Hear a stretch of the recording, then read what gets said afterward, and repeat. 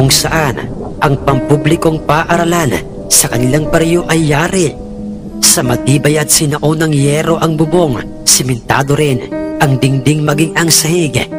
At ito'y nakapwesto malayo sa karagatan. Yun din ang sinabi ng kanilang kapitan na yun ang kanilang magiging evacuation. Hindi pa man dumarating ang eksaktong oras ng pagdating ng malakas na bagyo'y naging abala na ang lahat sa paglilipat ng kanilang mga kagamitan sa naturang pampublikong paaralan. At ang ilan sa may mga alagang hayop sa bundok ay kanila na ang mga itong inihanap ng lugar na hindi ang mga ito mapipirwisyo ng paparating na unos. Kabilang na nga doon sila Mang Raul sa naging abala ng mga araw na yon. Lahat ng mga gamit nila at mga alagang mga panabong ay buhat-buhat nilang mag-ama at dinala sa evacuation. At nagmistula silang lahat na sardinas doon. Dahil sa nagsisiksika na silang lahat doon, 4:00 ng hapon, ang balitang aatake ang malakas na bagyo. 12:00 pa lamang ng katanghalian ay dinig na nilang lahat ang palakas ng palakas na ihip ng hangin. Nakakatakot kung pakinggan ang tunog na yon. Gumuguhit na rin ang kidlat sa kalangitan at maya't maya ang ginagawang pag-alboroto ng kulog. Rinig na rin nila ang paghampas ng mga naglalakihan at malalakas na alon sa karagatan na paniguradong muli na namang wawasakin ang kanilang mga tirahan doon. Makinig kayong lahat. Kompleto na ba ang lahat dito? Tiyakin nyo at suriin nyo at baka wala sa inyong mga tabi ang inyong mga mahal sa buhay. Masyadong malakas ang bagyong ito. Pasigaw na sabi ng kanilang kapitan nang biglang, Teka lamang po. Yung pungasawa ko, si Rolly. Kanina pa po siyang hindi nakakabalik dito. Nagpaalam po siyang babalik sa aming bahay upang tiyaking hindi aabuti ng alon ang aming bangka. Pero hanggang ngayon, wala pa rin siya, Kap. Ang nag-iiyak at nag-aalalang pagkakasabi ni Aling Lourdes, kung saan ay sumakto namang umalapit lang sila sa kinapwepistuhan nila Mang Raul. Samantalang yakap-yakap na noon ni Aling Claudia, ang ina ni Mang Facundo, ang kanyang mga nakakabatang mga kapatid. Ganoon ba? Sige, sumama sa akin ang ilan sa mga tanod at baka kung napapaano na si Rolly. Kaagad namang tumalima sa kapitan ang mga tanod. Ngunit, wag na kayong lalabas, Claudia. Anak Facundo, bantayan mo ang iyong ina at ang iyong mga kapatid. Paalala ni Mang Raul sa kanila. Bakit po, Itay? Saan po ba kayo pupunta? Takang tanong naman sa kanya ni Mang Undo. Anak, kinakailangan kong sumama kina kapitan. Mahirap na't baka may kung anong nangyari sa ating kabaryong si Rolly. Nag-aalalang sagot sa kanya ng ama. Pinigilan pa sana siya ng kanyang asawang si Aling Claudia. Ganoon din ni Mang Undo at sinabi sa kanyang, hayaan na lamang niyang sinakapitan na at ang mga tanod ang bahalang maghanap kay Mang Rolly. Subalit sadyang nagmatigas at nagpumilit itong si Mang Raul. Suot na niya ang kanyang kapote at ang kanyang buta ay sinundan niya ang papalayo ng sila kapitan at ang mga tanod. Ramdam na ng lahat ang paunti-unting paglakas ng buhos ng ulan, kulog at kidlat at hampas ng hangin sa paligid. Abalang-abala na ang lahat sa kanilang ginagawang pagdarasal at pagtawag sa Panginoon upang sila'y iligtas at huwag hayaang mapahamak sa malakas na bagyo.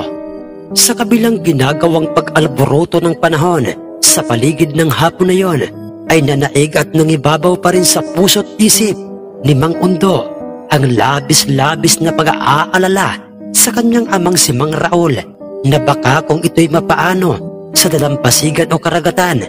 Naisip niyang baka siya'y matangay ng malakas na brutahe ng alon o di kaya'y mabagsakan ng mga naglalakihang mga puno sa daan, tamaan ng mga nagliliparang mga kung ano-anong mga bagay sa paligid. Dahil sa malakas na pagbayo ng hangin na halos iangat na ang bubong ng paaralang kanilang kinaroroonan. Pag-aalalang normal na para sa isang tulad ng isang anak na may mabuting puso at pagmamahal sa kanyang mga magulang at pamilya. Kung kaya't dahil sa mga alalahaning iyon ay walang pagdadalawang isip niyang isinuot sa kanyang katawan ang kaputing binili pa ng kanyang ama sa kanilang bayan. Ganoon din ang butang sakto lamang ang laki sa kanyang mga paa. Huli na nang pigilan siya ng kanyang inang si Aling Claudia at ng iba pa sa kanilang mga kabaryo dahil nasa labas na siya ng evacuation at kasalukuyan na nga niyang tinatahak ang daan papuntang bahay nila Mang Rolly na nasa mismong tabing dagat lang din nakatirik ang kanilang bahay. At nang sa kanyang tansay, malapit na siya sa tahanan nila Mang Rolly, ay rinig na niya ang bawat paghampas ng alon sa tabing dagat at sa mga kabahayan, at nagtitilamsika na rin sa paligid ang tubig dagat nang meron siyang narinig na parang boses na nagkakagulo sa tabing dagat na yon, at pamilyar sa kanya ang mga boses na yon.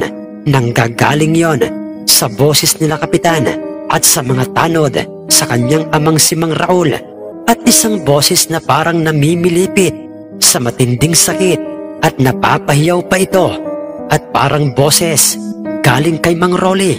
Kinakabahan mabilis niyang binaybay ang kanilang kinaroroonan, at doon nakita niyang lahat ang naging kalunos-lunos na sinapit ni Mang Rolly at ang mga nagtutulungan at nag-aalala na sila Mang Raul at Kapitan. Nabagsakan pala si Reyes nang may kasagarang laking punong talisay ang kaliwang binti ni Mang Rolly. At yun pala ang dahilan kung bakit hindi agad ito nakabalik sa evacuation.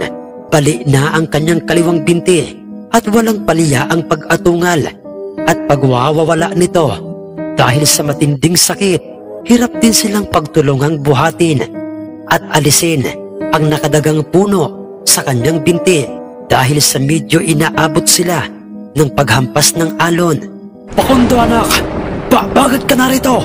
Bumalik ka sa evacuation at baka mabagsakan ka ng mga punong kahoy at kung ano-ano pang mga nagliliparan sa paligid. Nag-aalalang sigaw ni Mang Raul sa kanyang anak nang makita siya nito. Ganoon din ang pagkakasabi sa kanya ng mga tanod at ni Kapitan. Subalit sa halip na sundin niya at pakinggan sila ang ginawa niya lumapit pa siya sa kanila at siya'y nagpasyang tumulong sa kanilang buhatin ang nakadagang katawan ng punong talisay sa binti ni Mang Rolly. Wala nang nagawa pa sila Mang Raul, kundi ang pabayaan na lamang siya. Giniginaw man at kinakabahan itong si Mang Pakundo ng mga pagkakataong yon. Ngunit pinilit niya ang sarili niyang maging matatag para sa taong nangangailangan ng tulong at gusto pang mabuhay sa mundo. Nasa ganoon silang sitwasyon nang bigla na lamang may humampas na malaking alon. Inabot sila ng paghampas ng naturang alon na yon. Pumapalahaw na noon si Mang Rolly at paulit-ulit nitong sinasabing gustong-gusto pa niyang mabuhay. Tinapyas na ng ibang mga tanod at pinutol gamit ang kanilang mga dalang itak ang mga sanga ng punong talisay. Subalit talagang hirap na hirap pa rin silang alisin yon. Muling umarangkada ang paghampas ng malakas na alon sa kanila. Ngunit kasabay ng paggapang ng alon pabalik sa karagatan ay ang pagbagsak at pagtama sa mismong ulo ni Mang Undo ng isang maliit na bagay. Tumama ito sa kanyang mismong ulo at nakita pa niyang bumagsak sa mismong harapan niya. Pinagmasdan niya itong mabuti at isa itong maliit na bato, ngunit kulay puti at kumikintab. Hindi ito napansin ng mga tanod o maging ni Kapitan at ni Mang Raul, lalong-lalo na ni Mang Rolly. Kung kaya't pasikreto niya itong dinampot. Magaan lamang ito, Sir Jess, at parang isa itong patay na bato, yung kalimitang ikinukuskos sa maitim na pawitan ng kaldero o kawali. Ganoon na ganoon ang itsura noon, Sir Jess. Mabilis niya itong isinilid sa kanyang blusa ng kanyang suot na short na natatakpan ng kanyang suot na kaputi, at muli niyang hinawakan ang punong talisay upang subukang muling iangat. makatulong ang kanyang ama at sina kapitan. Nang bigla na lamang may nagsigawan at may mga dumating na tatlong mga kalalakihan ng mga oras na yon. Sila pala, Sir Jess, ay ang kumpari ni Mang Raul, sina Mang Mundoy, Mang Rodolfo at Mang Damian. Tamang-tama, Sir Jess, sapagkat pare-parehong mga maskulados ang pangangatawan ng mga ito, kung kaya't malaki ang kanilang pag-aasang magagawa na nilang alisin ang nakapatong na katawan ng talisay sa binti ni Mang Rolly. Tulong-tulong sila kasama si Mang Undo na nooy may kakaiba ng nararamdaman sa kanyang katawan o sa kanyang sarili mula nang mapasa kamay niya ang kakaibang batong iyon na alam niyang nanggaling sa mismong alon. Sir Jess, ang kaninang giniginaw na kanyang pakiramdam ay napalitan ng paunti-unting paggapang ng init sa kanyang buong katawan.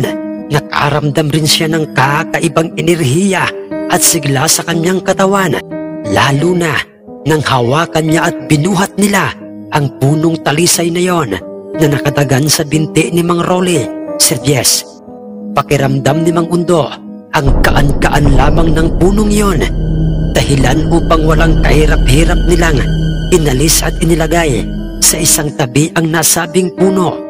Hindi lamang yun, Sir Jess, katakatakaring parang bumagal at humina na parang nabawasan ang pag-alboroto ng karagatan, bagamat malakas pa rin ang ulan at hangin ng tagpong yon, dahil sa ilang oras na lang ng sandaling yon ay aatake na ang bagyo sa kanilang probinsya. Ngunit maging ang mga nagsisili parang mga bagay sa paligid ay pansin nila Mang Raul na parang kusa nang umiiwas sa kanila. Nang sila'y pabalik na sa kanilang evacuation, kasama ang nanghihinang si Mang Rolly, na nanatili sa isip ni Mang Undo ang tungkol sa kakaibang batong kanyang nakuha at ibinigay sa kanya ng karagatan o nanggaling sa mismong alon. Kanya itong tinititigan ng maigi, walang kurap at walang puknat, habang sila ay nasa evacuation na at kasalukuyan ng umaarangkada ang malakas na ulan, kulog at kidlat at hangin sa labas ng kanilang evacuation. Magkaan ito, Sir Jess, maputi, kumikintab at parang magaspang. Wala itong ipinagkaiba, Sir Jess, kung ito'y ihahalin tulad sa batong patay na karaniwang nakikita rin sa mga dalampasigan. Sa awa naman ng Panginoon, Sir Jess, lumipas ang bagyong yon nang walang niisa man sa kanilang mga kabaryo o nila Mang Undo ang napahamak, maliban na nga lang kay Mang Rolly, dahil tuluyan na ngang pinutol ng doktor ang kanyang kaliwang binti. At katulad ng karaniwang nasasaksihan sa tuwing tinatamaan ng bagyo ang kanilang probinsya, ay kaawa-awa ang makikita sa kanilang baryo. Nariyan, Sir Jess, yung mga wasak-wasak na mga kabahayan, nagliparang mga bubong, mga nabaling mga puno at sumambulat sa daan, mga basura galing sa karagatan na nooy makikita sa kanilang dalampasigan. Kitang-kita, Sir Jess, ni Mang Undo o Mang Pakundo kung papaanong mababanaag sa itsura ng kanyang mga kabaryo ang matinding alalahanin, kung papaano silang muling mag-uumpisa matinding awa para sa kanyang mga kabaryo at sa kanyang sariling pamilya. Ang nooy laman ng kanyang isip. Mabilis na lumipas ang isang buwan, ay muling nakarecover ang lahat ng mga residente sa kanilang baryo sa nangyaring ginawang pamiminsala ng bagyong yon sa kanila. Sa nangyaring yon, Sir Jess, ay mas ninais na lamang nila Mang Raul na sa mismong paanan na lamang ng bundok sila maninirahan, sa halip na sa tabing dagat, dahil gibang-giba talaga ang kanilang bahay doon. Ganoon din ang kanilang bangkang gamit sa kanilang pangingisda. Isang araw ay nakita nitong si Mang Raul na tinititigang maigi ni Mang Undo ang kanyang nakuhang kakaibang batong iyon, kung saan maging si Mang Raul man ay halos hindi makapaniwala sa kanyang nasaksihan, dahil sa alam niyang ang batong iyon nakasalukuyang hawak o nasa kamay ng kanyang anak na si Mang Undo ay isang mutya. Mabilis niya itong nilapitan at kanyang tinanong tungkol sa bagay na yon. Anak Pakondo, ano yung bagay na nasa kamay mo't parang pilit mong itinatago sa akin? Anak, nakita ko na yung hawak mo kanina. Itay, ano po kayang klaseng bato ito? Itong nakita ko at naramdaman kong tumalsik mula sa malakas na hampas ng alon galing po sa karagatan at bigla na lamang pong tumama sa aking ulo.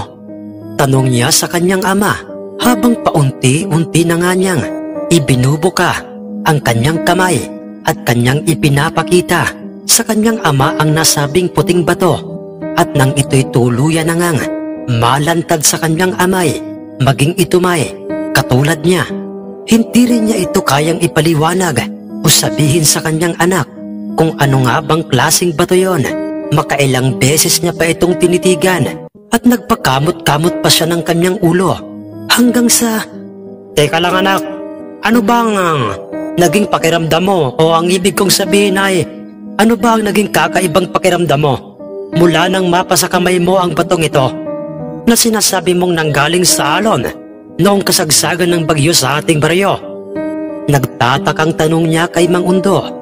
Sinagot naman siya ng walang pagdadalawang isip ni Mang Pakundo at sinabing, Itay, ang totoo po, mula po nang mapa sa kamay ko ang batong yan, ay marami po akong nararamdaman at napapansing kakaiba at pagbabago sa aking katawan.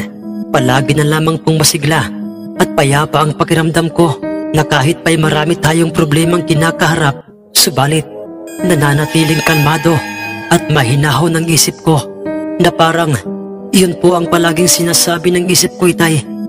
Nang marinig yun ni Mang Raul sa anak, ay doon pa lamang nanariwa sa isip niya ang mga sinabi ni Tatang Delpin sa kanya noong nabubuhay pa ito, ang hula ng matanda tungkol kay Mang Pakundo na si Mang Pakundo o ang kanyang anak ay nakatadhanang bibiyayaan ng kalikasan o ng karagatan ng isang mutya na siyang magpapabago sa kanilang buhay.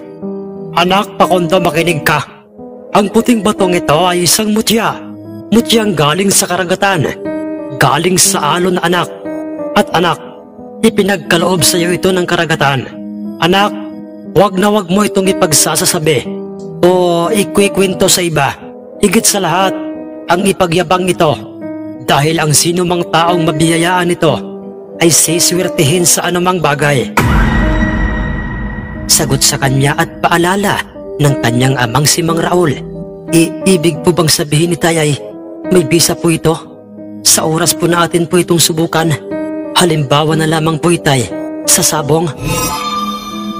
Sa sinabing yun ni Mang Undo sa kanyang ama ay napaisip si Mang Raul sabay wikang, kung sa bagay anak, tamang-tama. Sa susunod na linggo'y balita ko'y dadalo sa magaganap na sultada o sabong sa Ilaya, si Mang Palusot. Wala namang masama anak kung ating susubukang kargahan ng mutyang galing sa alon ang ating mga panabong na isang abuhin. Basta't ipangako mo anak, sa ating dalawa lamang ito ha. Huwag na huwag mong sasabihin kahit kanino, kahit pa kay inay mo. Pagsang-ayon naman ang isinagot sa kanya ni Mang Undo at ang ginawa ni Mang Raul sa nasabing mutyang bato na galing sa alon ay kiniskis niya ito gamit lamang ang kanyang kukong. Nasa kanyang hinlalaki, marupok at medyo malambot lamang ito dahilan upang magawa niya itong kuskusin ng kanyang kuko at ng sa kanyang tansay. Sasapat na yon upang ilagay sa maliit na pirasong pinilipit na palaray. Pansamantalan niyang itinigil ang kanyang ginagawang pagkiskis doon. Pakondo, makinig ka. Nakikita mo ba itong binilot na palara ng sigarilyong ito? Anak, naglalaman ito ng kiniskis galing sa batong siyang mutya ng alon. At ito anak, ang ating isisiksik sa paanan ng ating abuhin, malapit o kadikit ng tare, upang siyang magsilbi nating anting-anting o kargada o swerte sa sabong. Paliwanag sa kanya ng kanyang amang si Mang Raul. Parehong naging larawan at at banaag ng labis-labis na kasabikan ang itsura, ang mag-amang si Mang Raul at ang naoy binatilyo pa lamang na si Mang Pakundo, dahil pareho nilang gustong malaman kung tunay nga ba o talaga bang totoong mutya galing sa alon o ng karagatan ang kakaibang batong yon na ipinagkaloob kay Mang Undo.